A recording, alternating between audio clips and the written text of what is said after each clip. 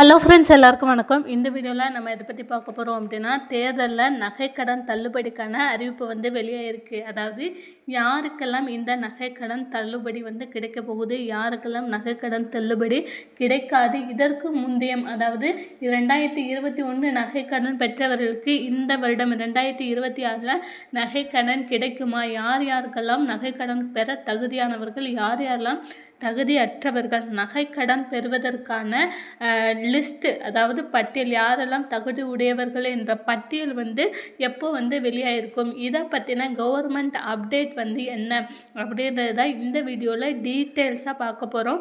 வீடியோவை ஸ்கிப் பண்ணாமல் கடைசி வர முழுமையாக பாருங்கள். அதற்கு முன்னாடி நம்ம சேனலை நீங்கள் முதல் தடவை ஃபஸ்ட் டைம் பார்க்குறீங்க அப்படின்னா மறக்காமல் சப்ஸ்கிரைப் பண்ணிட்டு பாருங்கள். அப்படின்னா தான் கவர்மெண்ட் சம்மந்தமான நகைக்கடன் சம்மந்தமாக, ரேஷன் அட்டை, ரேஷன் கடை சம்மந்தமான வேலைகள், அதுக்கப்புறம் ஆதார் கார்டு சம்மந்தமான அப்டேட்டுகள், அதுக்கப்புறம் கவர்மெண்ட் கொடுக்கக்கூடிய புதிய சலுகைகள் என்னென்ன அப்படின்றது உடனுக்குடன் உங்களுக்கு அப்டேட்டாக கிடைக்கும். இப்போ வாங்க நம்ம வீடியோக்குள்ளே போகலாம்.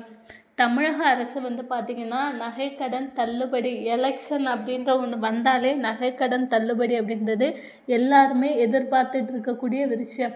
அதாவது நகைக்கடன் தள்ளுபடி இந்த வருடமும் ஆகுமா அப்படின்ற மாதிரி நிறைய பேர், எக்கச்சக்கமான பேர் பார்த்திங்க அப்படின்னா கூட்டுறவு வங்கிகளில் தங்களுடைய நகையை வச்சுருக்காங்க. எப்படியாவது இந்த தடவை நகைக்கடன் தள்ளுபடி நமக்கு கிடைச்சிடணும் அப்படின்றதுக்காகவே நிறைய பேர் பார்த்திங்க அப்படின்னா கூட்டுறவு வங்கிகளில் வச்சுருக்கிறாங்க.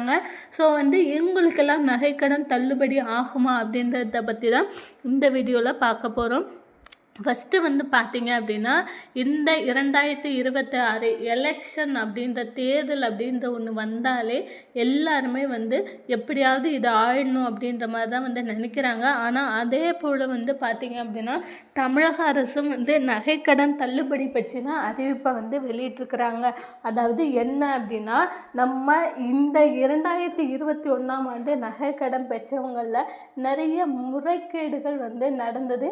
ஸோ அந்த மாதிரியான முறைகேடுகள் பார்த்திங்க அப்படின்னா இந்த வருடம் நடக்காத அளவுக்கு யாரெல்லாம் இந்த நகைக்கடன் பெற்றிருக்கிறாங்க, இந்த நகைக்கடன் பெற்றவர்கள் உண்மையா பொய்யா, அவங்க எத்தனை வருடமாக இந்த நகைக்கடன் பெற்றிருக்கிறாங்க, எவ்வளோ நாட்களாக அவங்க நகை இந்த பேங்க்கில் இருக்குது அப்படின்னு கிட்டத்தட்ட ஒரு 56 வகையான தகவல்களை சேகரிக்கணும். அதாவது பயனாளர்கள்கிட்ட இருந்து, அதாவது நகைக்கடன் வச்சவங்ககிட்ட இருந்து 56 வகையான டாக்குமெண்ட் எல்லாமே சரி பார்க்கணும் அப்படின்றத கவர்மெண்ட் கூட்டுறவு வங்கிகளுக்கு உத்தரவு பிறப்பிச்சிருக்கிறாங்க. அதன்படி பார்த்திங்க அப்படின்னா கூட்டுறவு வங்கிகள் யார் யாரெல்லாம் நகை கடன் வச்சுருக்கிறாங்க அப்படின்ற லிஸ்ட்டு எடுத்துருக்குறாங்க.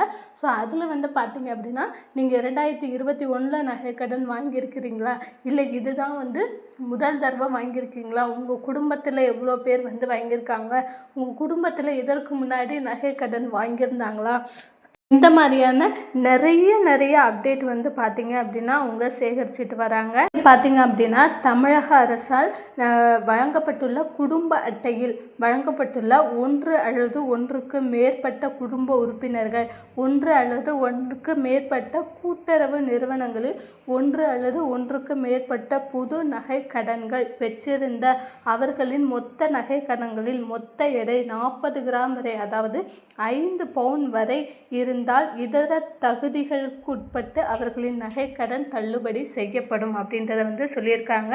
கூட்டுறவு நிறுவனங்களில் ஒரு குடும்ப அட்டையில் இடம்பெற்ற குடும்பத்தினர், அதாவது 5 பவுன் 40 கிராமுக்கு மிகாமல் உள்ள ஈடாக பெற்ற மொத்த நகைக்கடன்களில் அரசாணை பிறப்பிக்கப்படும் நாள் வரை நிலுவையில் உள்ள தொகையை பகுதியாக செலுத்தியது நீங்களாக மீதம் உள்ள பொது நகைக்கடன்கள் மட்டுமே தள்ளுபடி பெறப்படும். அதாவது பார்த்திங்க அப்படின்னா நீங்கள் இடையில நீங்கள் பணம் கட்டியிருந்தாலோ வட்டி கட்டியிருந்தாலோ அதை பார்த்திங்க அப்படின்னா உங்களுக்கு திருப்பி கொடுக்க மாட்டாங்க. ஏன்னு பார்த்திங்க அப்படின்னா உங்களுக்கு நீங்கள் 5 பவுனு இல்லை 5 பவுனுக்கு மேலே 40 கிராம் இல்லை 40 கிராமுக்கு மேலே நீங்கள் வச்சுருந்தாலும் கூட 40 கிராம், அதாவது 5 பவுனுக்கு உள்ள நகையை மட்டும்தான் பார்த்திங்கன்னா உங்களுக்கு தள்ளுபடி பண்ணுவோம் அப்படின்றத சொல்லியிருக்காங்க. அது மட்டும் இல்லாது ஒரு குடும்ப அட்டையில், அதாவது ஒரு ரேஷன் கார்டு வச்சுருக்கிறீங்க அப்படின்னா ஒரு ரேஷன் கார்டில் ஒரு நபருக்கு மட்டும்தான் வந்து பார்த்தீங்க அப்படின்னா உங்களுக்கு நகைக்கடன் தள்ளுபடி ஆகும். ஒரே குடும்ப அட்டையில் நீங்கள் 2 நபர்கள் 3 நபர்கள் வந்து நகைக்கடன் வச்சுருந்தீங்க அப்படின்னா தள்ளுபடி ஆகாது.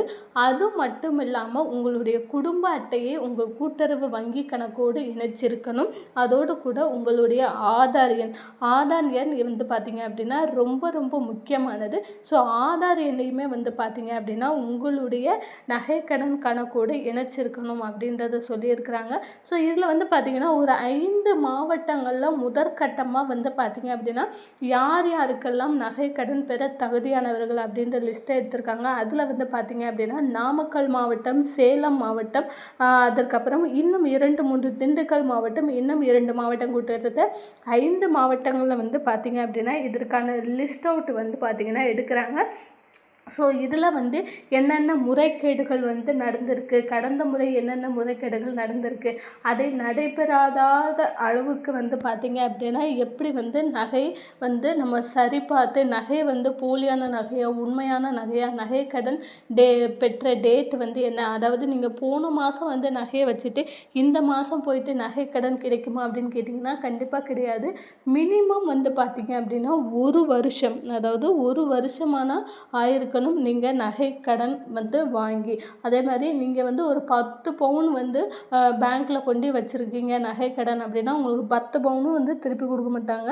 உங்களுக்கு 5 பவுன், அதாவது 40 கிராம் வரையிலான தங்கம் மட்டும்தான் வந்து உங்களுக்கு திருப்பி கொடுப்பாங்க. மீதி உள்ள நகைக்கு மீதி உள்ள பணத்துக்கும் வந்து பார்த்தீங்க அப்படின்னா நீங்கள் பணம் கட்டுற மாதிரி தான் இருக்கும். அந்த 5 பவுனுக்குள்ள நகைக்கான எடைக்கான பணம், அன்னைய பணம் மட்டும்தான் வந்து உங்களுக்கு தள்ளுபடி பண்ணி உங்களுக்கு நகையை கொடுப்பாங்க. சரி, ஓகே.